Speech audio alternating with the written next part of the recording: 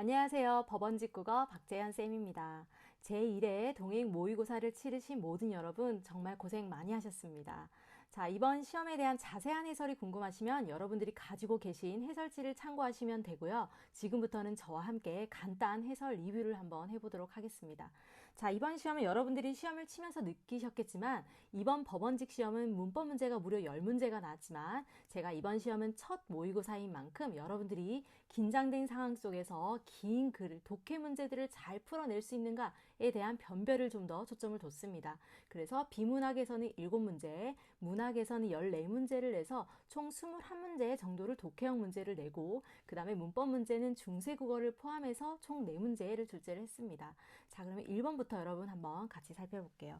자, 첫 번째 본문은 비문학 지문이었죠. 자, 비문학 지문은 제가 문제 유형부터 살펴본 다음에 이 문제 유형에 맞게끔 글을 읽어야 된다라고 말씀을 드렸죠. 자, 그러면 문제 유형을 본다면 1번은 서술상 특징 묻는 문제 늘 첫 번째로 나온다라고 했었죠. 두 번째는 기역 니은에 대한 이해로 적절하지 않은 것을 자, 기역 니은은 지금 세 번째 문단에 있는 두 개의 개념에 대해서 각각의 차이점이나 특징들을 설명하는 문단이겠죠. 자, 그러면 이런 문제들은 지금 구역에 들어가 있는 내용 일치 문제다라고 보시면 되겠죠. 세 번째는 사전적 의미. 자, 그러면은 1번 문제 같은 경우에는 제가 글을 읽기 전에 선지에서 키워드를 먼저 가져가서 본문에서 이 선지의 키워드에 해당하는 설명 방식을 찾으면 읽기 중에 문제가 풀리는 문제라고 말씀을 드렸습니다. 1번은 예시를 통해 예시가 들어가 있는지 봐야 되겠고요. 두 번째는 질문을 던지는 방식이 있으면 맞겠죠. 세 번째는 두 개념의 차이를 각각 설명하고 절충하는지를 봐야 되겠고요. 세 번째는 특정 현상에 대해 원인과 해결책이 들어가면 맞는 서술 방식이 되겠죠. 자, 그러면 여러분들이 첫 번째 문제 문단부터 각각의 키워드를 한번 파악한 다음에 글을 읽어보겠습니다. 자, 인간은 누구나 행복을 추구하며 살아간다. 자, 행복에 대한 키워드가 하나 나왔네요. 그런데 과학기술의 발전을 통해 유례없는 행복을 누리고 있는 현대인. 자, 어때요? 여러분, 현대인을 수식하는 말이죠. 그러면 주어는 현대인인 거예요. 현대인은 과연 행복한가라는 의문을 던지고 있습니다. 자, 그러면 질문을 던지는 방식으로 내용을 강조한다. 바로 2번이 맞는 선지가 되겠네요. 자, 그 다음에는 여기에 대해서 에리 프롬은 행복을 무엇이라고 했는지 알아보자. 자, 그러면은 여기 이 글에 대해서 무엇을 말하고자 하는가? 이 글에서 주제는 에리 프롬이 말하는 행복이 바로 주제가 되겠죠. 그러면 두 번째 문단부터 그가 말하는 행복이 무엇인지를 키워드를 찾아가면서 한번 보겠습니다. 자, 이 프롬의 사상을 이해하기 위해서는 그의 인간관을 이해해야 된다. 자, 인간을 어떻게 바라보는가에 대한 키워드를 찾아보겠습니다. 인간관은 인간의 본질을 이성이라고 했다. 자, 이성이 키워드가 되겠네요. 그리고 그에 따르면 이성이 있는 인간은 세계와 분리되어 있음을 인지하고 고독과 불안감을 느낀다라는 특징이 있었습니다. 이런 것들이 바로 실존적 한계다라고 말을 하고 있죠. 자, 이때 프롬은 인간은 세계와 합의를 이루고자 하며 이러한 열망이 충족될 때 행복을 느낀다고 보았다. 그는 인간이 세계와 관계를 맺는 방식을 소유적 실존 양식과 존재적 실존 양식, 자, 두 개의 양식으로 일단 구분을 하고 있습니다. 그러면 그 다음 문단에서는 이 소유적 실존 양식과 그 다음에 존재적 실존 양식에 대한 키워드들이 각각 나오겠죠. 그 문제에 대한 키워드들이 바로 2번의 내용일치 문제다라고 보시면 됩니다. 자, 그럼 집중해서 키워드를 한번 찾아봐야겠죠. 먼저 소유적 실존 양식은 당연히 소유적이란 말에 대한 키워드와 관련된 것들이 키워드가 있겠죠. 그래서 자신을 소유물과 동일시한다. 자, 그래서 소유적 실존 양식에 있는 사람들은 이것들은 키워드가 아니겠죠. 어떤 특징이 있을까? 감각적 욕망을 충족시킬 수 있지만 충족된 후에도 소유에 대한 탐욕을 느낀다. 자, 충족된 후에도 탐욕을 느낀다. 그리고 자신과 세계와의 합일이 자신이 소유한 것에 의해서 결정된다. 그러니까 소유적 실존 양식이다 라고 보는 겁니다. 자, 그러면 이러한 탐욕은 소유물을 차지하기 위한 경쟁의 도구와 타인의 도구를 위한 폭력의 욕구, 자신의 소유물을 잃을 수도 있다는 불안감을 일으킬 수밖에 없다. 자, 이러한 소유물을 차지하기 위한 어떤 감정들은 불안감을 일으킨다라고 말하고 있습니다. 그래서 더 많이 소유하는 것, 그리고 타인의 소유물을 빼앗을 수 있는 권력을 차지하는 것에서 행복을 찾으려고 한다. 자, 같은 내용의 지금 키워드들이 나오고 있죠. 그러면은 프롬은 생존에 필요한 최소한의 소유를 부정하지는 않았지만 소유를 통해 행복의 원천을 발견하는 집착적 욕망을 비판했다. 자, 소유를 부정하진 않았지만 이 집착적 욕망이라는 것을 비판했다라고 이야기를 하고 있습니다. 자, 그 다음에 이미 소유한 것은 더 이상 충족감을 줄 수 없으며 소유를 통해서는 인간의 근원적 불안과 외로움을 극복 굽되지 않기 때문이다. 자, 그래서 이 에리 프롬은 이 소유라는 것은 결코 충족감을 줄 수 없고 그 이유는 근원적 불안과 외로움이 극복되지 않기 때문이다라고 했습니다. 자, 그러면 다음 문단에서 존재적 실존 양식에선 인간이 행복을 찾을 수 있는지를 한번 찾아봐야겠죠. 자, 존재적 실존 양식으로 살아갈 것을 제안했습니다. 프로는 이 양식은 소유에서 벗어나 세계와 하나가 되는 삶의 방식이다. 자, 소유에서 벗어난다라는 게 키워드가 되겠죠. 자, 프롬은 아까 이성적 능력을 생산적으로 자, 이성적 능력, 인간이 있는 능력을 생산적으로 사용한다고 했는데 이때 생산적이라는 것은 무엇이 아니라 무엇이다 라고 했으니까 뒤에 있는 내용이 키워드겠죠. 내면적 능동적인 상태를 말한다. 자, 그리고 예를 들어 설명하고 있습니다. 내면의 능동적 상태라는 것을 예시를 든다. 1번의 1번 선지가 맞다라는 걸 알 수 있겠죠. 자, 그래서 시를 읽고 의미를 깊게 고민하는 사람의 내면에는 능동적인 작용이 일어난다. 존재적 실존 양식 아래 사람들은 자기와 세계가 긴밀하게 결합해 있다고 느낌으로, 자, 긴밀하게 결합해 있다라고, 세계와 결합되어 있다라고 느낍니다. 자, 아까 소유적 실존 양식에서는 자신을 소유물과 동일시했다면은 차이점이 있겠죠. 지금 존재적 실존 양식은 세계와 결합돼 있다라고 느낌으로 가진 것을 이룰 수 있다는 불안에, 자, 더 이상 불안에 시달리지 않는 차이점이 있습니다. 그래서 다른 존재에 대해서 호의적이고 그때 사람들은 타인을 사랑하고 자신이 가진 것을 나눔으로써 다른 존재의 성장을 도우려고 하는데 이것이 궁극적 행복이다라고 말을 하고 있습니다. 자, 그러면은 이 기억과 니은에 대한 키워드들이 나왔으니까 이번 문제를 한번 풀어볼게요. 자, 지금 첫 번째, 그러니까 두 번째 문단만 읽고 한번 선지 두 개를 걸러볼 수도 있었습니다. 기억은 감각적 욕망의 충족으로 탐욕을 완전히 해소할 수 없다라고 말했죠. 그래서 맞는 선지가 되겠습니다. 기억은 폭력의 요구와 불안감을 불러일으킨다. 아까 맞죠? 기억과 소유적 실존 양식과 관련된 키워드들의 불안감이 있었습니다. 3번에 니은을 느끼는 존재는 타인에 대해 호의적인 모습을 보인다. 맞습니다. 그래서 이 속어법으로 풀었을 때 지금 여기까지 읽고 4번이 답이다라는 걸 알 수 있어요. 그렇다면 프롬은 현대사회에서 행복 문제를 어떻게 진단했을까? 자, 현대사회에서 문제를 어떻게 진단해 보는 겁니다. 프롬이 보기에 현대인은 물질적 풍요에 대한 감각적 욕망의 충족을 누리고 있지만, 자, 우리는 물질적으로 풍요롭습니다. 그렇지만 고독과 불안에 시달리고 있다. 그에 따르면 이와 같은 현대사회 병리적 현상이 일어나는 어떤 현상의 원인은 무엇이다? 소비를 조장하는 것, 그죠? 소유지향적인 사회, 이런 것들이 우리의 불안감을 일으킨다라는 거죠. 프롬은 현대사회 병리적 현상 같은 위기는 개인의 존재 지향적 삶을 사는 것만으로 극복하기 어려우며 근본적 해결을 위해 사회적 변혁이 필요하다라고 역설했다. 자, 어때요, 여러분? 1번 선지의 4번 특정 현상에 대한 원인과 해결책을 제시하고 있는 네 번째 설명 방식이 여기 나와 있었습니다. 그래서 3번에 각각의 차이점을 설명하는 것은 맞지만 절충이라는 것은 두 개의 어떤 장점을 취해서 새로운 이론을 얘기한다는 건데 3번이 적절하지 않다라는 거죠. 자, 그러면 여러분들이 읽기 중에 지금 1번, 2번 문제가 풀렸고 사전적 의미는 읽고 나서 그 사전의 사전적 의미를 묻는 거기 때문에 양식이라는 단어의 뜻을 한번 보는 겁니다.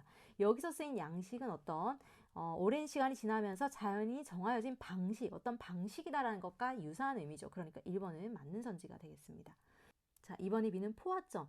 욕망에는 포화점이 없다라는 거는 우리가 포화 상태에 있는 지점을 나타내는 거니까 2번에 있는 더 이상의 양을 수용할 수 없는 가득 차는 지점이다. 맞는 선지가 되겠습니다.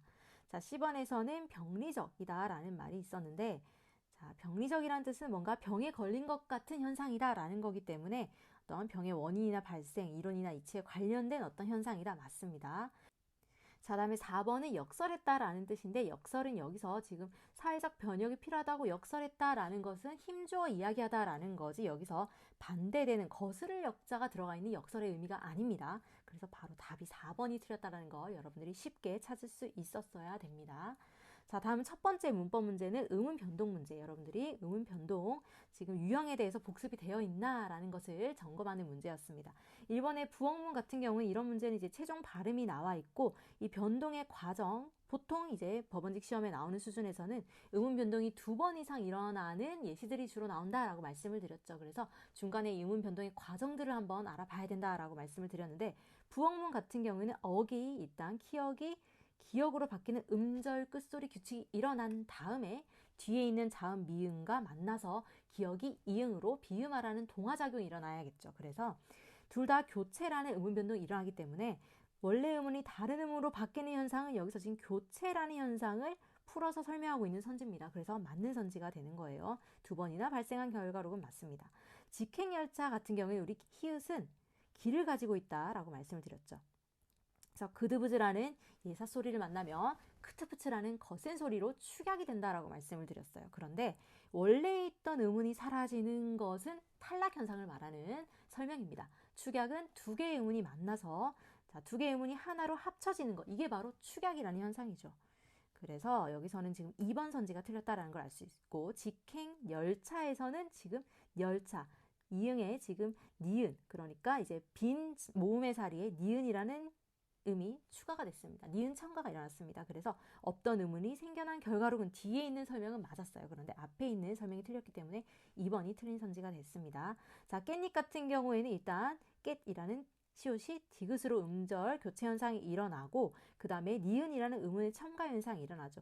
그 다음에 첨가 현상이 일어나면서 니은이 앞에 있는 디귿을 동화시켜서 깬 니은이 되고, 그 다음에 잎에 있는 피읍이 또 비읍으로 교체 현상이 일어나겠죠. 자, 그러면은 여기서는 지금 3번, 3번, 2번, 3번의 교체 현상이 일어났기 때문에 없던 음운이 생기기도 하고 라는 거는 니은 첨가를 말하는 겁니다. 동일한 음운, 지금 교체라는 현상이 3번이나 나타나는 건 맞는 선지가 되겠습니다. 4번의 안따 같은 경우에는 지금 좀 지우고 설명을 해드릴게요. 안따 같은 경우에는 어때요? 자, 뒤에 자음이 있으니까 앞에 있는 겹자음이 하나가 탈락이 돼야겠죠. 자음군 단순화, 자음의 무리가 단순해지는 탈락 현상이 일어나고, 그 다음에 있는 뒤에 있는 받침 디귿이 자, 따라는 된 소리로 교체가 됩니다. 자, 그러면 원래 있던 음운이 다른 음으로 바뀌는 현상, 교체와 그 다음에 사라지는 현상인 자음군 단순화가 다 일어나는 건 맞는 선지가 되겠습니다. 그래서 음운 변동 여러분들이 여기 교체, 첨가, 축약, 탈락이라는 유형을 이렇게 의미로 풀어서 설명하는 것에서도 바로바로 여러분들이 유형을 찾을 수 있어야 된다라는 게 바로 이번 문제였어요. 다음은 문학 문제로 넘어가 보겠습니다. 자, 문학은 현대시 같은 경우에는 두 개의 작품을 비교하는 문제가 법원지 유형의 문제들이죠. 자, 1번 문제를 보니 자, 많이 나오는 문제 유형이죠. 가와 나에 대한 설명으로 적절한 것은, 그래서 가와 나는 모두, 혹은 가는 나와 달리, 나는 가와 달리라고 해서 공통점과 차이점 어떤을 묻는 문제였습니다. 자, 다음은 가작품에 대한 설명이라고 해서 외부 지시, 어떤 반영론적인 어떤 외부 지식이 주어진 다음에 작품을 해석하는 문제가 나왔고, 그 다음에 나작품 같은 경우에는 표현 방식, 우리가 문학적 표현 방식을 파악할 수 있는가라는 게 시조 선지와 함께 난이도를 좀 높여서 제가 출제를 했습니다. 자, 그러면은 5번 문제를 보면 가나에 대한 설명으로 적절한 것을, 자, 이거는 이제 여러분들이 시를 읽었다는 전제하에 지금 선지 하나하나를 한번 찾아보겠습니다. 가와 나는 모두 감각적 이미지를 활용하여 상황의 역동성을 드러내고 있다. 자, 우리가 시어를 통해서 역동적인 이미지, 역동적인 상황을 드러내려면 시어의 움직임이 들어가 있는, 강한 움직임이 들어가 있는 말 그대로 역동성 있는 시어들이 있어야 됩니다. 자, 가라는 시는 여러분 기억하고 계시죠? 이렇게 두 개의 작품이 주로 나오는 시험에서는 이 작품들의 어떤 공통적인 특징이 있습니다. 표현상 특징이 공통점이 있거나 아니면 주제상의 공통점이 있을 때 이 두 작품을 연계해서 공통점이나 차이점을 묻는 게 바로 이런 복합지문의 특징인데, 이번 2022 법원직 시험 같은 경우에는 고양이라는 주제로 이 향수랑 고양이라는 두 개의 작품을 가지고 내용 혹은 표현상 특징을 비교하는 문제였죠. 자, 이 농무라는 시는 여러분들이 기억하고 계실 겁니다. 70년대의 산업화 현실에서 이 소외되어 가는 농민들의 어떤 울분, 한을 보여주는 시였습니다. 자, 그런데 이 마지막 장면의 농무라는 제목이 농민들이 추는 춤이에요. 그래서 마지막에 농민들의 어떤 한과 울분을 이 춤으로 승화시키는 장면이 나오면서 역동적인 시어들이 나옵니다. 우리는 점점 신명이 난다. 한 다리를 들고 날라리를 불거나 한 다리를 들고 날라리를 부는 장면, 또 고갯짓을 하고 어깨를 흔드는 장면, 이런 것들이 춤추는 장면, 즉 움직임이 살아있는 역동적인 시어들을 가지고 장면을 나타낸 겁니다. 하지만 나시에는 좀 정적인 장면들 위주의 어떤 시어들이 있었기 때문에 지금 가나 모두라는 공통점에서 틀렸어요. 가만 해당하는 특징이었습니다. 이번에 가나 모두 서리법을 사용하여 상황에 대한 저항적 태도를 드러내고 있다. 자, 이런 표현 방식의 효과까지 맞는지 우리는 점검을 해야 됩니다. 자, 서리법은 마지막 서술어에서 어떤 의문형의 진술이 들어가면 서리법이 있겠죠. 산구석에 처박혀 발버둥 친들 무엇하랴. 자, 이런 무엇하겠나 라는 서리법이 쓰인 건 맞아요. 하지만 무엇하겠어 라는 거는 어쩔 수 없다라는 의미를 가지고 있기 때문에 이것이 지금 저항적 태도를 드러내고 있다라는 것이 바로 틀린 선지가 되겠습니다. 자, 나에서는 자, 서리법이 지금 있죠, 여러분. 흐르는 것이 물뿐이냐, 이런 것도 마찬가지예요. 저항적인 것이 아니라 흐르는 것은 물뿐 아니라 우리도 이렇게 흘러간다, 우리 인생도 흘러간다라는 것을 강조하기 위한 어떤 단순 진술을 보다 강조하기 위한 서리법이기 때문에 여기서 지금 저항적 태도라는 것은 둘 다 해당하지 않는 선지였습니다.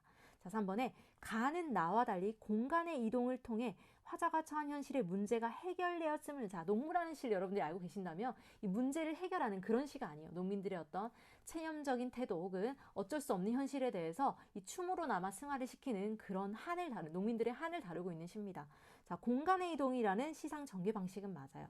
이 텅 빈 운동장에서 지금 소주집에 가는 장면, 그 다음에 다시 이제 도수장 앞에 도는 장면, 공간의 이동은 맞지만은 문제가 해결되는 것이 아니라 마지막에 그냥 춤으로 승화시켜버리는 태도를 나타내기 때문에 적절하지 않습니다. 자, 4번에 나는 가와 달리 자연물의 화자의 삶을 빗대어 표현함으로써 감정을 절제하고 있다. 자, 여기서는 지금 흐르는 것이 물뿐이냐, 우리가 저와 같다. 자, 이런 표현 자체가 지금 우리의 삶이 무엇과 같다? 물에 빗대어서 표현하고 있는 겁니다. 그리고 이렇게 빗대어 표현하면은 자신의 감정을 좀 더 절제해서 자신의 어떤 삶을 자연물에 빗대어서 절제하고 있는 표현이기 때문에 맞는 선지입니다. 그래서 답은 바로 4번이에요. 자, 6번에 가작품에 대한 설명 중 적절하지 않는 것은 여러분들이 시를 쫙 읽어봤을 때 시시면대 산업화 과정에서 급속도로 와해되어가던 농촌의 배경. 자, 와해되어가는 농촌의 배경이라는 걸 선생님 이 시어 안에서 어떻게 찾을 수 있나요? 라고 봤을 때 자, 화자는 이렇게 말하고 있습니다. 지금 텅 빈 운동장, 텅 비어있다. 농촌의 어떤 비어있는 운동장, 뭔가 사람이 별로 없는 모습이죠. 그리고 꽹가리를 앞세워 장거리로 나서면은 따라붙어 악을 쓰는 건 조무래기들 뿐이라고 이야기를 하고 있어요. 자, 농촌에는 젊은 청년들이 많아야겠죠. 그런데 여기서는 조무래기들 뿐, 그리고 처녀애들은 기름집 담벽에 붙어서 철없이 낄낄대는구나. 자, 이런 지금 장면들이 농촌이 지금 와해되었다. 젊은 청년들이 자, 도시로 돈을 벌기 위해서 떠나가 버렸다라는 것을 이렇게 보여주고 있는 장면입니다. 자, 그래서 맞고요. 그 다음 피폐한 농촌 현실을 사실적으로, 자, 농무라는 시의 특징에서는 어떤 사실적인 현실 문제를 지적하고 있는 부분이 특징입니다.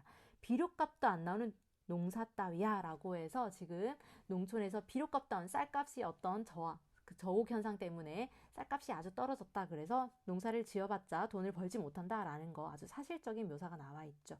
자, 농민들의 절망과 울분을 직설적으로 표현했다 해서 꺽정이처럼 울부짖고라는 장면에서 맞다라는 걸 알 수 있습니다. 자, 그리고 이를 해결해 나가고자 하는 농민들의 구체적인 의지와 행동은 없습니다. 맞죠? 그래서 바로 4번이 틀렸다라는 걸 알 수 있어요. 자, 다음 7번 문제 보겠습니다. 7번 문제는 기업과 같은 표현 기법이 사용된 것은 흐르는 것이 물뿐이냐, 우리가 저와 같아서 강변에 나가 삽을 씻으며 거기 슬픔도 퍼다버린다. 자, 이런 슬픔을 퍼다버린다 라는 표현 자체가 여러분 일상적인 표현이 아니라 비유적인 문학적인 표현이죠. 무엇에 비유했나요? 슬픔이라는 추상적인 대상을 퍼다버린다 라고 해서 마치 눈에 보이는 구체적인 대상으로 빗대어서 표현하고 있습니다. 그래서 추상의 구체화 라는 표현 방식이죠. 법원지 기출에도 오래전에 한번 이 표현 방식을 물은 적이 있습니다. 자, 기업과 같은 표현 방식이 사용된 다른 작품을 골라봐라. 자, 그럼 보이지 않는 것을 보이는 것처럼 이렇게 표현하는 방식을 찾으면 됩니다. 1번에 국하야 너는 어이. 자, 이런 것들은 국하한테 2인칭, 인칭 대명사를 썼다라는 건 의나라는 표현 방식을 썼다라는 거예요. 자, 이번에 노래 삼긴 사람 시름도 하도 알씨야.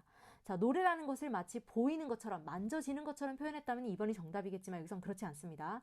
노래를 만든 사람이 걱정이 많기도 많구나. 이르고 말로 다 못 일러서 노래를 불러서 풀었던가. 진실로 풀릴 것이면 나도 불러보니라. 여기서는 앞에 있는 시어를 뒤에 있는 시어로 다시 한번 이렇게 반복하는 연쇄적인 표현이 쓰였다라는 것이지 추상의 구체화는 없습니다. 3번에 전원에 남은 흥을 전나기에 모두 싣고. 어때요 여러분? 흥이라는 것을 다리를 저는 나기에 이렇게 실어버린다라는 거. 이게 바로 지금 슬픔을 퍼다버리는 표현 방식과 같은 표현 방식입니다. 그래서 답이 3번이에요. 자, 다음 4번 선지 보겠습니다. 집방성 내지 마라 낙엽엔들 못 앉으랴. 아주 여러분들이 배운 주제별 시조에서 자연 친화적인 태도 소박한 삶에서 배웠던 시조죠. 솔불 켜지 마라 어제 진달 돌아오라. 자, 여기서는 지금 대꾸적인 표현을 통해서 인위적인 삶을 거부하고 자연적이고 소박한 삶을 추구하는 화자의 태도 나타내는 시조였습니다. 그래서 답은 아니에요. 자, 8번은 문법 문제가 또 나왔죠. 문법 문제는 출제 요소. 제가 단원별로 여러분 출제 요소를 이렇게 정리해서 수업 시간에 설명을 드렸죠. 이거는 지금 문장 성분 중에 서술어에 관련된 출제 요소들이 많다라고 말씀을 드렸죠. 이번은 서술어가 필요로 하는 문장 성분의 수, 즉 서술어의 자릿수를 묻는 문제였습니다. 자, 1번에 멈추다. 자, 멈추다라는 서술어는 앞에 꼭 필요한 성분이 무엇이 멈추다라고 해도 우리는 완전한 문장의 의미가 됩니다. 그러면은 몇 자리 서술어다? 주어만 필요로 하는 한 자리 서술어입니다. 자, 사마타 같은 경우는 제가 선지에 자주 나오는 예시라고 말씀을 드렸죠. 몇 자리 서술어? 세 자리 서술어에 자주 나옵니다. 누가 무엇을 무엇으로 삼았다라고 해서 주어, 목적어, 서술어가 필요로 하는 세 자리 서술어입니다. 자, 그러면 여러분 가장 많은 것은 자, 서술어 자릿수는 세 자리 서술어가 가장 많은 거기 때문에 바로 답이 2번이 나옵니다. 바로 2번을 고르셔도 돼요. 그 다음에 울어버리다라는 거는 울다라는 지금 서술어에 대한 자릿수를 묻는 거예요. 울다라는 것은 누가 울다만 있으면 돼요. 누가 무엇을 울다 필요 없습니다. 누가 무엇에 울다 필요 없습니다. 주어만 있으면 되기 때문에 마찬가지로 이렇게 다 지금 필수 성분은 아니에요. 그래서 1번이 한 자리 서술어가 맞겠죠. 그 다음에는 만들었다 같은 경우 여러분들이 누가 무엇을 만들었다 앞에 주어와 목적어가 필요하는 두 자리 서술어입니다. 그래서 답은 2번이에요. 자, 다음은 고전시가 중에서도 이번에 제가 가사를 좀 강조했었죠, 여러분. 가사에 나오는 이제 정철의 대표 가사 사미인곡을 한번 일회 모의고사에 실어봤습니다. 자, 첫 번째 문제는 2번 이제 고려가요 갈래 문제를 물었으니까 이제 가사에서도 첫 번째 문제는 갈래의 특징을 묻는 문제를 한번 출제해봤어요. 자, 그 다음 10번 문제는 ABCD 시적 의미와 기능이 다른 것은 그 다음에는 기억니은에 대한 설명, 어떤 표현들의 관습적으로 많이 쓰는 표현들은 해석 문제를 물을 수 있기 때문에 특히 이런 주요 작품들은 우리 출제자와들의 약속입니다. 이 고전 시가에서 이 대표작들을 알고 들어가는 것은 이 출제자와의 약속이기 때문에 이 현대어풀이까지 제가 다 자료를 나눠드리고 현대어풀이를 한번 해보세요라고 말씀을 드렸죠. 자, 그게 바로 11번과 같은 문제를 위해서 말씀을 드린 겁니다. 그 다음에 12번은 사미인곡이 나오면은 보기에 송미인곡이 이렇게 같이 나와서 어떤 비교하는 문제가 나올 수 있다라고 말씀을 드렸죠. 자, 그러면 보겠습니다. 이 시에 대한 설명으로 적절하지 않은 것을 봤을 때 계절의 변화에 따라 시상을 전개하고 있다. 제가 사미인곡은 자, 이 사자는 생각할 사자지만 사계절, 그래서 사미인곡 이렇게 외우라고 말씀을 드렸죠. 자, 계절의 변화가 드러나는 계절감이 드러나는 부분들을 시작을 해본다면 동풍이 건듯 불어 척서를 헤쳐내니 동쪽에서 부는 따뜻한 바람이 불어와서 쌓여있는 눈을 헤쳐내니 자, 봄이라는 계절이 드러나고 그 다음에 꽃 지고 새잎나니 녹음이 깔렸는데 라고 해서 꽃이 지고 푸른 녹음이 깔리는 것은 여름이라는 계절감을 드러내는 표현이라고 말씀드렸습니다. 하룻밤 서리김에 기러기 울제. 자, 서리김, 서리가 끼는 가을을 나타내는 계절감이죠. 그 다음에 건곤이 피색하여 백설. 자, 백설 나오면은 겨울이다 이렇게 말씀드렸죠. 그래서 사계절의 변화 잘 나타내고 있습니다. 그 다음에 3사조옥은 4사조의 사음보 연속체 시가이다. 이 가사라는 갈래에 나오는 선지 특징 중에 하나죠. 3사조, 4사조는 우리가 한 음보에 세 글자 아니면 네 글자 제가 이렇게 한국인의 말들은 세 글자, 네 글자가 반복된다라고 말씀을 드렸죠. 그래서 이런 3, 4조, 4, 4조는 글자 수의 반복을 얘기하는 거고 사음보는 가사의 특징이죠. 시조의 길이가 길어진 거기 때문에 시조의 사음보가 유지되고 있습니다. 그래서 맞는 선지가 되겠죠. 자, 대화체를 통해 장면을 생생하게 드러내고 있다. 자, 이 사미인곡과 이 후속벽인 송미인곡의 차이점은 무엇이라고 말씀드렸죠? 이 사미인곡은 좀 단순한 구성을 가지고 있습니다. 사계절의 변화가 나타나지만 화자의 독백체가 나타나는 사미인곡이라면은 이 송미인곡은 좀 더 생생한 작품이라고 말씀드렸죠. 이 감여, 을려 어떤 두 여인이 대화를 하는 내용이 바로 속편인 송미인곡에 나와요. 그래서 대화체다라는 거는 송미인곡의 특징이에요. 그래서 이 3번이 바로 틀린 선지입니다. 이 작품에 대한 특징만 좀 알고 있어도 1번 문제는 맞출 수가 있어요. 여성적 어조를 통해 임에 대한 연모의 정을 절절하게 드러내고 있다. 이 작품을 내재적으로 해석을 한다면 한 여인이 임을 그리워하는 노래지만 이 반영론적으로 봤을 때는 이 정철이 선조를 그리워하는 충신 연조지사다라고 말씀을 드렸죠. 그래서 3번이 답이고 ABCD 중 시적 의미와 기능이 다른 것을 자, A 부분 봤을 때 여러분 이 관련된 부분만 한번 볼게요. 자, 그런데 작품을 한 번에 읽고 풀기 위해서는 기억부터 한번 해석을 해볼게요. 이 몸 상기실제 님을 조차 삼기시니. 자, 이 몸이 생길 때 님을 조차 생긴다예요. 한생 연분이며 하늘 모를 일이던가. 자, 우리의 연분이 하늘이 모를 일인가 뭐뭐 한가 이런 것도 서리법이다라고 말씀드렸죠. 우리의 연분은 하늘도 알고 있다라는 거는 여러분 해석을 볼게요. 천생연분이라는 뜻으로 숙면론적 인생관을 볼 수 있다. 맞습니다. 자, 1번 선지는 자연스러운 해석으로 맞겠죠. 그 다음에 자, 마음에 맺힌 시름 첩첩이 쌓여있어 진난이 한숨이요 진난이 눈물이라. 인생은 유한한데 시름은 끄지없다. 무심한 세월은 무르르듯 하는 거야. 자, 임과 만날 수 없는 상황에서 세월이 흘러가는 것에 대한 속상함 어때요? 세월이 이렇게 무르르듯 흘러간다. 자, 시름도 끝이 없다라고 했으니까 지금 세월이 흘러가는 것에 대해서 시름하고 있다. 그래서 걱정하고 있다라는 걸 알 수 있죠. 임에 대한 원망이 여러분 드러나지 않았기 때문에 이건 적절하지 않은 선지입니다. 임에 대한 원망이 들어갔으면 그러한 구절이 의미가 있어야 됩니다. 그런데 이제 시를 제가 너무 함축적인 의미를 내가 생각해내면 안 된다라고 말씀을 드렸죠. 있는 그대로 해석해야 되는 게 시입니다. 그래서 2번은 틀렸다라는 거. 2번에서 바로 답이 나왔어요. 자, 다음 A번의 소재의 기능을 한번 파악해 볼게요. 염량이 때를 알아 가는 듯 고쳐오니 듣거니 보거니 느낄 일도 하도할시야. 자, 염량이라는 건 더울 염자, 우리 폭염할 때 량자랑 이 서늘할 양자입니다. 그래서 더위와 추위가 때를 알아 가는 듯 고쳐는 다시라는 의미라고 말씀드렸죠. 그래서 추위와 더위가 때를 알아 가는 듯 다시 오니 듣거니 보거니 느낄 일, 이 느낄 일이 참 많기도 많구나. 자, 우리 한국의 사계절의 변화를 얘기하는 겁니다. 이 계절이 이렇게 바뀜에 따라 느끼고 보는 것이 많다. 그러면서 이제 계절별로 임을 그리워하는 하자의 모습이 나타나는 거예요.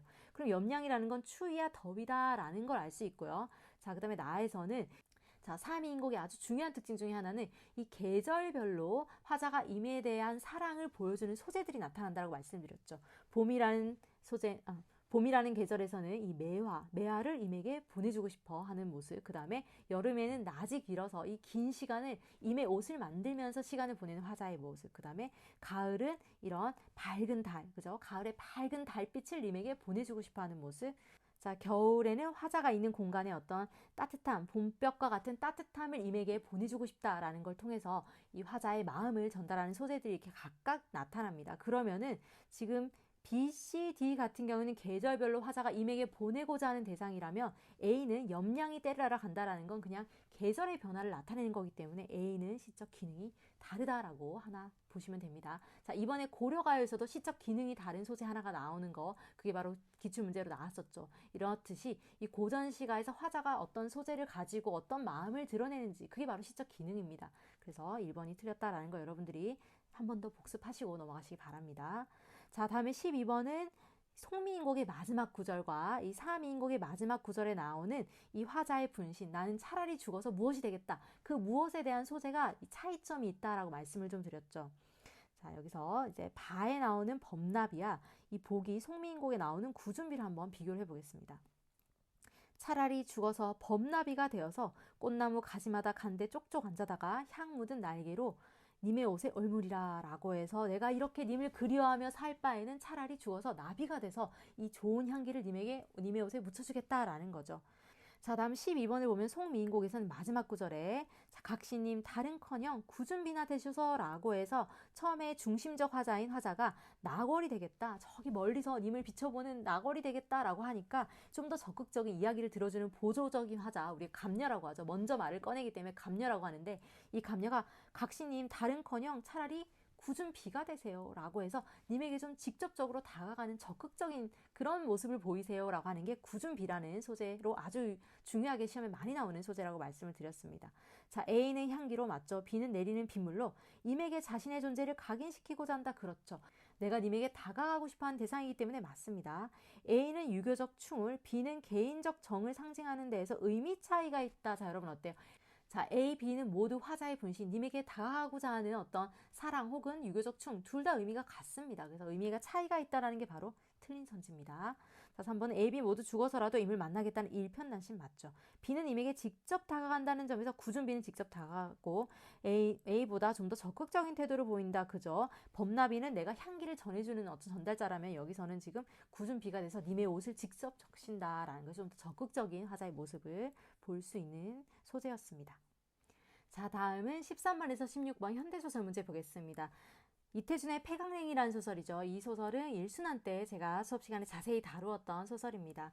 자, 문제를 먼저 봐야겠죠. 문제를 보면은 이 글에 대한 설명으로 적절하지 않은 것은 반대 선지의 특정 인물의 시각에서 이야기를 전개하고 있다. 즉 소설의 중요한 시점 문제를 지금 선지에서 내고 있고, 다음에 2번은 대화를 중심으로 서술한다. 자, 3번은 가에 나타난 인물들 사이의 갈등은 나에서 다른 갈등으로 이어지고 있다. 4번에 가는 나와 달리 특정 소재에 대한 인물의 긍정적 인식을 직접적으로 제시하고 있다. 즉 소설에서 첫 번째 문제들은 주로 이렇게 시점을 묻거나 갈등의 유형이나 어떤 원인을 묻거나 혹은 인물들의 성격, 심리 혹은 무엇이죠? 서술상 특징, 대화 중심의 서술인지 이런 서술상 특징을 묻는 국어 자신감 교재에 있는 필수 개념들을 가지고 묻는 내용이나 표현 방식 혹은 갈등에 대해서 묻는 선지들이 주로 나옵니다. 자, 그 다음에 14번 같은 경우에는 장면에 대한 방 문제죠. 15번 같은 경우에는 중략된 부분을 가지고 와서 밑줄 친 부분의 문맥적 의미, 자, 이 상황을 잘 이해하고 전체적인 주제와 걸맞는 의미를 찾으면 되겠죠. 16번은 기억을 떠올리게 된 상황을 앞으로 일어난 일을 추리한다고 했을 때 적절한 것은, 자, 밑줄 추론 문제는 문학이든 비문학이든 앞뒤 근거를 가지고 적절한 추론을 해야 된다라고 말씀을 드렸습니다. 자, 그럼 본문을 본다면 가 부분은 여러분 충분히 이제 배웠던 작품이기 때문에 기억을 하고 계셨을 겁니다. 현은 평양이 10여 년 만이다 라고 해서 평양을 오랜만에 방문한 현이 느끼는 감정들을 주로 다루고 있는 장면들이 나옵니다. 자, 친구들을 보는데, 자, 그 친구들은 실업가에 김도 있고, 그 다음에 박, 조선어와 한문을 가르치는 박도 있고, 자, 그리고 박이라는 친구의 외양을 묘사하는데요. 이 외양 묘사를 통해서 뭔가 깨끗하지 않은, 깔끔하지 않은 박의 모습을 통해서 현실에 잘 적응하지 못하며 살아가는 자신의 모습과 동일시하는 그런 장면들이 또 인상적으로 나옵니다. 그리고 현이라는 인물이 지금 이 평양의 시내를 관찰하면서 변화된 모습, 뭔가 도시화된 모습을 통해서 지금 현은 안타까워하는 그런 모습이 나타나죠. 자, 그리고 현은 평양 여자들의 머리수건이 늘 보기 좋았다라고 하면서 그러한 머리수건이 없어지는 것에 대한 서글픔, 즉 안타까움, 사라진 전통을 상징하는 소재겠죠. 그것에 대한 안타까움을 느끼는 인물의 심리가 나옵니다. 자, 3번 선지를 본다면 가에서 나타난 인물들 사이의 갈등. 자, 인물들 사이의 갈등이 가에서는 나타나지 않습니다. 현이란 인물이 느끼는 내적인 심리들이 주로 나오기 때문에 내적 갈등이 나왔다라고 정도는 볼 수 있지만 가에서는 인물들 사이의 갈등이 나타나지 않았어요. 그래서 내적 갈등 혹은 외적 갈등을 구별할 수 있는가라는 걸 묻는 선지였어요. 그래서 바로 답이 3번이 됐습니다. 자, 다음 14번 장면 파악 문제는 어렵지 않았습니다, 여러분. 밑줄 친 장면을 앞뒤의 화자의 상황과 심리를 가지고 자연스럽게 찾아낼 수 있는가라는 건데, 일단 4번을 보겠습니다. 뒤에서 택시를 탄 현이 오면서 자동차에서 시가도 가끔 내다보았다. 전에 본 기억이 없는 새 빌딩들이 꽤 많이 늘어섰다. 그 중에 한 가지 인상 깊은 것은 어느 큰 거리 한 구석에 벽돌 공장도 아닐 테고 감옥도 아닐 터인데 시뻘건 벽돌만으로 무슨 큰 분묘와 같이 된 건축이 웅크리고 있는 것이었다. 자라고 해서 여기서는 지금 현은 운전수에게 물어보니 경찰서라고 한다. 지금 이 장면은 인상 깊었다라는 건 내가 보지 못한 건물의 모습이기 때문에 인상 깊었다라고 하는 것인데 참 인상 깊다라는 비꼬는 마음이 있다라는 거는 장면 화자의 어떤 심리를 잘못 파악한 거죠. 그래서 4번이 적절하지 않다라는 걸 알 수 있습니다. 자, 다음 15번 문제 보겠습니다. 15번 문제는 중략된 부분 중 일부분인데 밑줄 친 부분의 문맥상, 즉 밑줄 친 부분의 추론하기 문제입니다. 자, 밑줄 친 추론은 여러분 다 문제 푸는 방식이 같아요. 근처에 있는 내용을 가지고 추론을 해야 됩니다. 자, 그럼 근처에 있는 내용이 바로 답의 힌트가 되는 부분이에요. 그런데 바꾼 어째 평양화 수건 쓴 걸 볼 수 없나 라고 해서 수건에 대해서 궁금해하고 있는 현에 대한 걸 알 수가 있겠죠. 그건 이 김 부회의원 영화께 여쭤볼 문제세. 이런 경세가들이 금령을 내렸다네. 자, 지금 평양에서 머리수건을 쓰지 못하게끔 이제 정치하는 사람들이 그랬다라는 걸 알 수 있죠. 그렇다더군 참. 누가 아나 빌어먹을 자식들. 이 자식들아 너희야말로 빌어먹을 자식들이게. 그까지 수건 쓴 게 보기 좋을 건 뭐매? 라는 걸 통해서 지금 이 정치는 지금 이 평양의 수건에 대해서 하찮게 여긴다. 중요하지 않게 여긴다라는 걸 알 수 있죠. 이 평양 분해만 해도 1년에 그 수건값하고 단기값이 얼마인지 알기나 하나들라고 해서 돈의 가치로 따졌을 때 별로 가치가 없다라는 걸 얘기하고 있습니다. 하고 김이 당당히 허리를 펴고 나앉는다. 100만 원이면 문화 가치를 모르는 자식들이라고 해서 여기서 지금 대답하는 사람은 이 문화의 가치가 중요하다라는 걸 얘기하고 있는 거죠. 이 돈의 액수가 아니라 가치가 훨씬 더 높다라는 걸 얘기하는 거기 때문에 이 문맥상 의미는 무엇일까요, 여러분? 돈이 얼마가 드는지가 중요한 것이 아니다라는 게 바로 선지로 와야겠죠. 나머지는 다 돈에 대해서 이야기를 하고 있기 때문에 적절하지 않다라는 걸 알 수 있습니다.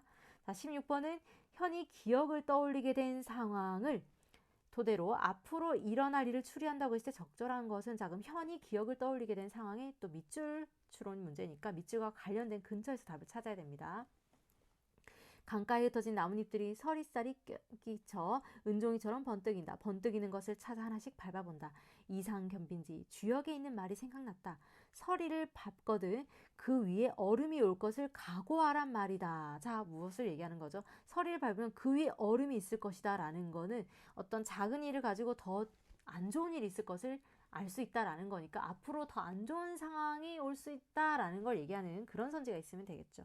자, 근데 현이 떠올리게 된 상황은 어떤 상황이었을까요? 여러분들이 내용을 충분히 읽으셨으리라고 생각을 합니다.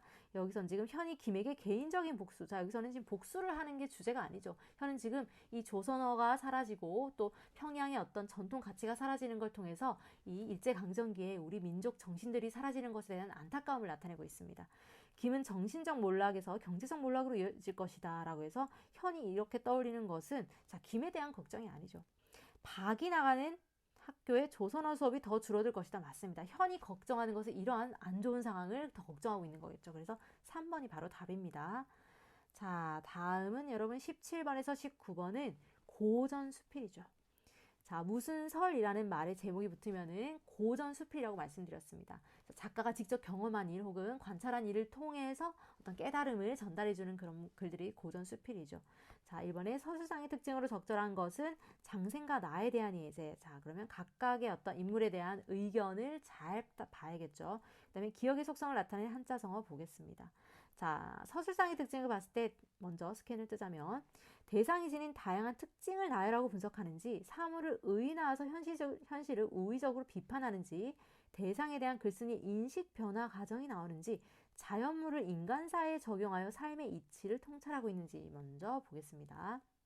자, 이웃에 있는 장생이란 사람이 집을 지으려고 하여 산에 들어가 제목을 찾았으나 빽빽이 심어진 나무들은 대부분 꼬부라지고 뒤틀려서 용도에 맞지 않았다. 자, 장생이라는 사람이 이제 나무를 찾으러 갔는데 나무들이 다 굽어진 거예요. 자, 공목은 굽어진 나무를 보고 어떤 느낀 점을 쓴 수필이겠죠. 자, 그런 가운데 꼭대기 한 그루가 있었는데 앞에서 보아도 바르고 옆에서도 발랐습니다. 그래서 도끼를 가서 가보니 결국에는 구부러져 있는 나무였습니다. 자, 이런 구부러진 나무를 보면서 장생은 도끼를 내던지면서 탄식했다. 자, 어떤 탄식을 했을까요? 어떤 깨달음이 나왔다라는 걸 알 수 있습니다. 자, 어떤 깨달음이 있을까요? 나무 가운데 제목이 될 만한 것은 보면 쉽게 살필 수 있고 고르면 쉽게 가름할 수 있다. 그런데 이 나무의 경우는 내가 3번이나 살폈음에도 쓸모없는 제목감이라는 걸 알지 못했다. 그러니 하물며 사람들이 외모를 그럴듯하게 꾸미고 속마음을 깊게 숨기는 경우에 있어서야 무엇하다 더 심하다라는 걸 알 수 있죠. 그래서 장생은 지금 공목을 보면서 사람들도 마찬가지다. 어떤 자신의 모습을 숨기는 사람들은 내가 잘 그 내면을 파악하지 못한다라는 거예요. 그래서 그 말을 들으면 그럴듯하고 그 외모를 보면 친절하고 블라블라블라. 그러나 큰 병고를 당해 절개를 지켜야 하는 경우에 닥치고 보면 본심을 드러나고야만이 국가가 무너지게 되는 것은 언제나 이런 부류의 사람들이자 이런 부류의 사람들이 지금 나열되어 있죠. 외모를 보면 그 본색을 알 수 없는데 속마음은 지금 그렇지 않다라는 겁니다. 자, 이런 부류의 사람들과 관련된 사자성어는 표리부동이라는 사자성어가 적절합니다. 겉표자의 속리자, 겉과 속이 부동, 같지 않다라는 겁니다. 그래서 1번이 바로 답이에요. 자, 그러면 장생이 했던 말을 통해서 이해를 한번 볼게요. 장생은 곱게 자라는 것이 나무의 본성임에도 불구하고 고든 나무를 찾기가 어려운 것을 한탄하고 있다. 맞습니다. 그죠? 나무는 원래 다 고든 것인데 내가 이렇게 공목을 잘 파악하지 못했다라는 거 안타까워하고 있었죠.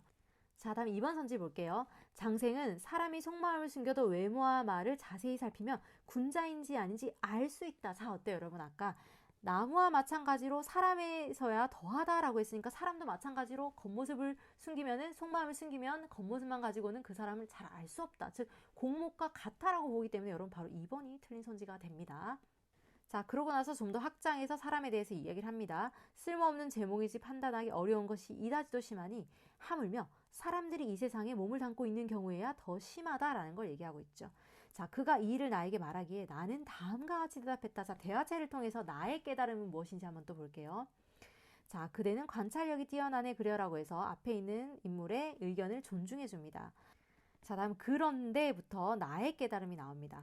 내가 세상을 보건대 나무 가운데 굽은 것은 비록 보잘것없는 몫이라도 가져다 쓰지 않지만, 자, 나무 같은 경우에는 이제 보잘것없는 몫이라도 이거는 버려버리지만 사람 가운데 곧지 못한 자는 아무리 잘 다스려지는 치세일지라도 내버리고 쓰지 않은 적이 없네. 자, 그래서 이런 나쁜 사람들, 굽어 있는 사람들 같은 경우는 세상에서 잘 살아간다라는 얘기를 하고 있죠. 자, 그러면 앞에 장생의 이야기하는 지금 깨달음과는 대조가 됩니다. 공목은 그래도 쓰이지 않지만은 사람들은, 이러한 굽은 사람들은 쓰인다라고 해서 이 나무와 달리 인간사에 적용된 어떤 이치를 깨닫고 있죠. 자, 그럼 17번 문제 전체적인 글의 서술사 특징은 뭐죠, 여러분? 이 나무의 굽은 성질을 보고 인간사에 적용하고 있는 유추라는 설명 방식을 쓰고 있습니다. 뭐 참화설, 이욕설 이런 것처럼 이 고전수패에 많이 나오는 유추라는 설명 방식이에요. 어떤 인간사와 전혀 관계없는 내가 일상에서 오는 깨달음을 가지고 그것을 인간사에 적용하는 그런 원리가 바로 유추라는 설명 방식이었죠. 자, 그럼 4번이 바로 답이라는 걸 알 수 있습니다. 자, 다음 20번 문제는 세 번째 문법 문제입니다. 세 번째 문법 문제의 출제 요소는 무엇이다? 단어의 형성을 묻는 문제였어요. 단일어 혹은 합성어, 파생어의 관계를 묻는 건데 합성어, 파생어를 가지고 일단 구별하는 거 하나, 그 다음에 파생어 중에서는 우리가 접사의 기능을 가지고 또 출제 요소가 된다라고 말씀을 드렸죠. 자, 첫 번째는 접두 파생어라는 거는 접두사가 있는지 봐야 되고, 그 다음에 전미 파생어는 품사를 바꾸기도 한다. 제가 주로 대부분 전미사들이 품사를 바꾸는 경우들이 있다라고 말씀드렸습니다. 그런데 전미사가 품사를 바꾸지 않는 경우와 바꾸는 경우를 구별하는 것 출제요소 하나. 그 다음에 합성어 중에 여러분 결합 방식이 통사냐 비통사, 제가 아주 마르고 닳도록 설명을 드렸죠, 여러분. 이 비통사적 합성어를 구별해내라 라는 게 또 출제 요소였습니다. 1번의 맏형, 자, 제가 접사는 한번 세모로 표시를 해볼게요. 형 중에 맏형이라는 거는 접두사가 붙은 경우입니다. 접두사가 붙은 파생어예요. 자, 기억은 맞죠? 자, 니은에서는 장난꾸러기, 자, 장난이란 어근 뒤에 뭐뭐 하는 사람이라는 의미를 가진 접사고, 이러면 새로운 장난꾸러기라는 단어가 만들어진다라는 거죠. 자, 그런데 이 전미사가 붙음으로써 이 장난이라는 단어가 명사가 새로운 품사가 돼야 되는데 장난꾸러기도 마찬가지로 명사이기 때문에 이건 니은에 해당하지 않는 선지죠. 자, 이슬비 같은 경우는 이슬이라는 명사와 비라는 명사가 결합한 합성어는 아주 자연스러운 결합이기 때문에 통사적 합성어입니다. 그래서 디귿도 적절하지 않습니다. 자, 걸음 같은 경우에는 걷다라는 동사가 이라는 명사 파생 전미사가 붙어서 걸음이라는 명사가 된 경우예요. 그러면 전미사가 붙었기 때문에 기억은 적절하지 않죠. 자, 다음 먹다라는 동사 어근에 이라는 전미사가 붙어서 무엇이 됐다? 품사를 바꿨죠. 동사가 명사가 됐습니다. 자, 그러면은 니은은 해당하는 선지가 맞겠네요. 자, 높푸르다 같은 경우에는 어때요, 여러분? 높다, 푸르다라는 어간이 만나서 중간에 어미가 있어야 되는데 높푸 이렇게 어간끼리 바로 결합하면 제가 비정상적인 결합이다, 비통사다라고 해서 맞습니다. 비통사 결합 맞아요. 그다음에 군말 같은 경우에는 군이라는 건 접두사니까 맞습니다. 천천히 같은 경우는 히라는 전미사지만 이 천천히라는 형용사를 만드는 어근이죠. 근데 히라는 말이 붙어서 부사가 됐으니까 품사가 바뀐 건 맞아요. 그런데 비웃음 같은 경우는 여러분 합성어가 아닙니다. 비웃다라는 말에 음이 붙은, 자, 직접 구성성분을 비웃다와 음으로 분석을 해야 돼요. 그렇기 때문에 파생어로 봐야 됩니다. 자, 그 다음에 4번 헛소리 같은 경우에는 그저 접두사가 붙었으니까 맞는 경우죠. 넓히다 같은 경우에는 여러분 어때요? 넓다. 자, 넓다라는 형용사죠. 근데 넓히다는 이히릭이라는 접사가 붙으면 다 동사가 된다라고 말씀드렸죠. 넓힌다가 되니까 동사가 된 거예요. 어품사가 바뀐 경우가 맞습니다. 자, 오르내리다 같은 경우에는 지금 높으르다랑 같은 유형의 비통사적 결합입니다. 오르다 내리다. 자, 오르다라는 거는 어간입니다. 그래서 오르고 이런 연결어미가 있어야 되는데 어간 뒤에 어미가 없기 때문에 비통사입니다. 그래서 답이 바로 여러분 4번이에요. 자, 다음은 비문학 두 번째 지문입니다. 자, 문제 유형부터 봐야겠죠. 21번은 윗글에 대한 설명으로 알맞은 것은 봤을 때 기존의 이론으로부터 새로운 이론 도출하는 설명 방식인지, 혹은 상반된 주장을 소개하고 필자의 의견을 덧붙이고 있는지, 가설을 설정하고 사례를 통해 타당성을 검증하는지. 자, 이런 선지 같은 경우에는 어떤 작은 설명 방식을 묻는 게 아니라 글 전체의 내용 전개 방식을 묻는 문제이기 때문에 글을 다 읽고 나서 여러분들이 푸셔도 됩니다. 사실은 다양한 이론을 대비해가며 객관적으로 설명하고 있다라는 겁니다. 자, 다음은 기억에 쓰인 것 같은 것은 이제 단어의 문맥적 의미가 지금 국어의 다이어의 어떤 다양한 문맥적 의미를 파악하는 문제였습니다. 자, 그 다음 23번은 보기를 묻는 문제인데 어떤 자유주의적 입장에 대한 예시가 나와 있다는 걸 알 수 있죠. 그럼 자유주의적 입장이 어떤 건지 키워드를 잘 파악해야겠구나 라는 거 하나 챙겨두시고, 다음에 내용일치 문제가 이제 마지막에 또 배치된 경우입니다. 적절하지 않은 것은, 자, 그러면 문제를 읽으면서 키워드들을 잘 찾아야겠구나 생각한 다음에, 일반적으로 국가의 힘은 한 국가의 경제적, 군사적, 정치적 힘의 크기다. 자, 이런 모든 것들의 힘의 크기가 국가의 힘이다. 이러한 국가의 힘이 국가 간의 협상에 미치는 영향에 관해서는 두 가지 의견이 대립되고 있다. 자, 하나는 현실주의적 입장이고 다른 하나는 자유주의적 입장이다. 자, 그러면 여러분들이 첫 번째 문단 가지고 그 전체의 내용 전개 방식을 이제는 파악할 수 있을 겁니다. 자, 그럼 두 가지 상반된 입장이 제시된다라는 거니까 사실은 여러분 2번이 답이다라는 걸 여러분들이 어느 정도 파악을 하실 수 있어야 돼요. 자, 그렇지만 읽어보겠습니다. 자, 현실주의적 입장에서는 국가 간의 협상에 있어 협상력을 기본적으로 국가의 힘에 의해 좌우된다. 자, 협상력은 국가의 힘이다 라고 보는 거예요. 이들의 견해에 따르면 소위 강대국과 개도국의 협상에서는 강대국이 항상 유리한 위치, 자, 국가의 힘이 세면은 무엇이다? 협상에서도 유리하다라고 보는 거죠. 강대국은 자신이 가지고 있는 압도적인 힘으로 개도국의 협상에 대한 기대를 자신에게 유리한 방향으로 바꿀 수 있기 때문이다. 자, 이유니까 여러분 어떤 주장에 대한 파악만 근거로 핵심어로 보겠습니다. 그러나 자유주의적 입장은 다르다. 자, 자유주의적 입장은 여러분 아까 보기에서도 우리가 키워드를 찾아야 예시에 적용할 수가 있겠죠.